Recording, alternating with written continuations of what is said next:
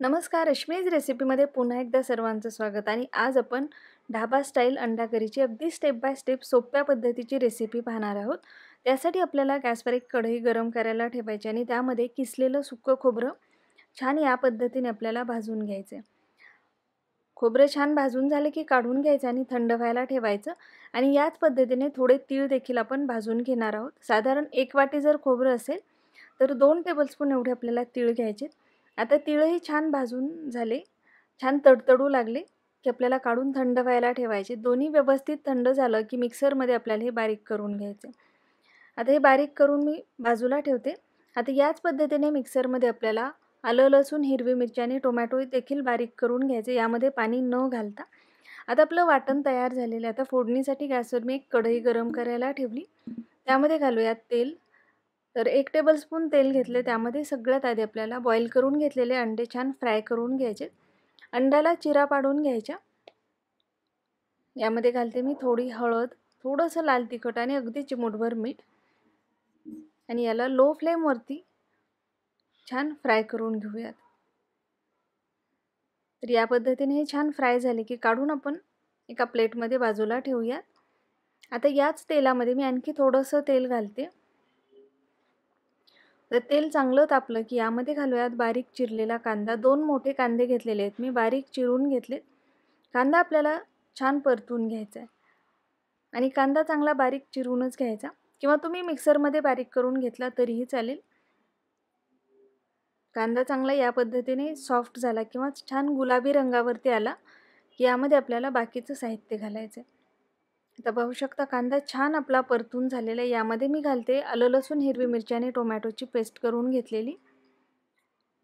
आता हे देखील आपल्याला चांगलं तेल सुटेपर्यंत परतायचे. हे जेवढं आपण चांगलं परतू तेवढी टेस्ट छान येते आणि भाजीला टेक्स्चरही छान येतं. आता बघू शकता हे छान तेल सुटलेलं आहे. टोमॅटो घातल्यानंतर याला मी छान परतून घेतले आणि मस्त कडेनं तेल सुटलेलं आहे. आता गॅसची फ्लेम आपल्याला कमी करायची आणि यामध्ये घालायचेत मसाले. तर मसाल्यामध्ये मी सगळ्यात आधी घालते यामध्ये थोडी हळद, यासोबतच घालूयात धनेपूड. साधारण 1 चमचाभर धनेपूड घातलेली आहे. आता यामध्ये मी घालणार आहे कांदा लसूण मसाला. याची लिंक मी डिस्क्रिप्शनमध्ये देते. अगोदरच आपण याची रेसिपी देखील पाहिलेली आहे. तर तुम्हाला किती तिखट आवडतं त्यानुसार कांदा लसूण चटणी घालायची. कांदा लसूण चटणी नसेल तर रेग्युलर लाल मिरची पावडर घालू शकता आणि गरम मसाला वापरू शकता.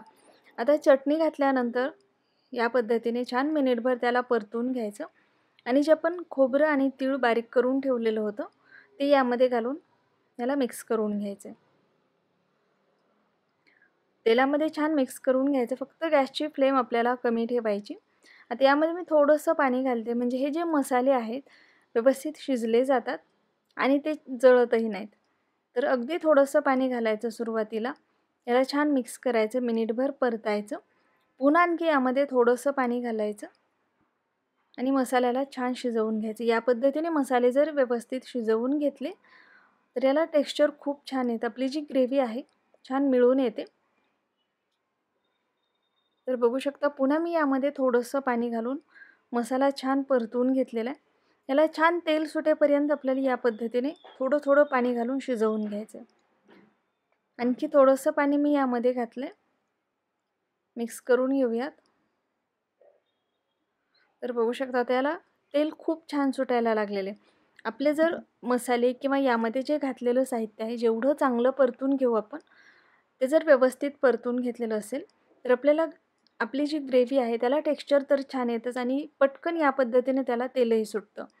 आता यामध्ये आपल्याला गरजेप्रमाणे पाणी घालायचं आहे. तुम्हाला आपली जी ग्रेव्ही आहे किती दाटसर हवी किंवा किती लोकांसाठी बनवायची आहे त्यानुसार यामध्ये पाणी घालायचं.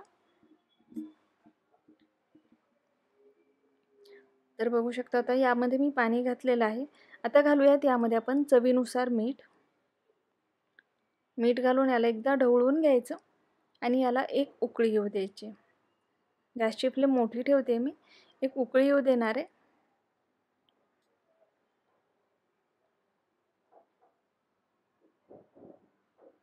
या पद्धतीने याला एक उकळी आली की गॅसची फ्लेम पुन्हा कमी करायची आपल्याला आणि जे आपण फ्राय करून घेतलेले अंडे आहेत ते आता यामध्ये घालायचे आहेत आपल्याला. अगोदर छान एक उकळी येऊ द्यायची, गॅसची फ्लेम मंद करायची. पुन्हा यामध्ये परतून घेतलेले अंडे घालायचे. शक्यतो या पद्धतीने अंडे छान तेलामध्ये फ्राय करून घ्यायचे, म्हणजे चव खूप छान येते. जशी आपल्याला ढाब्यावरती अंडा करी मिळते सेम त्या पद्धतीने, आणि खूप सोपी आहे बनवायला. पाहू शकता यामध्ये कुठलेही जास्तीचे पदार्थ आपल्याला लागत नाहीत आणि टेक्स्चर हे खूप छान येतं. फक्त जे मसाले आहेत व्यवस्थित परतून घ्यायचे. जे मी पाणी घालून थोडं पाणी घालून छान त्याला शिजवून घेतलं, त्या पद्धतीने शिजवूनही घ्यायचं. बघू शकता मस्त आपली अंडा करी तयार झाली. मी यामध्ये थोडी कोथिंबीर घातलेली आहे वरतून. अंडे घातल्याच्या नंतर मंद आचेवरती याला 5 ते 7 मिनटं फक्त शिजवून घ्यायचं आपल्याला. 5-7 मिनटानंतर गॅसची फ्लेम बंद करायची. तर बघू शकता अगदी मस्त झटपट सोप्या पद्धतीने ढाबा स्टाईल अंडा करी आपली तयार झालेली आहे. जर हा व्हिडिओ तुम्हाला आवडला असेल तर व्हिडिओला नक्की लाईक करा, तुमच्या मित्रमैत्रिणींना नक्की शेअर करा आणि सगळ्यात महत्त्वाचं म्हणजे तुमच्या कमेंट्स कळवायला मला विसरू नका. आणि व्हिडिओ आवडला असेल तर नक्की सबस्क्राईबही करा.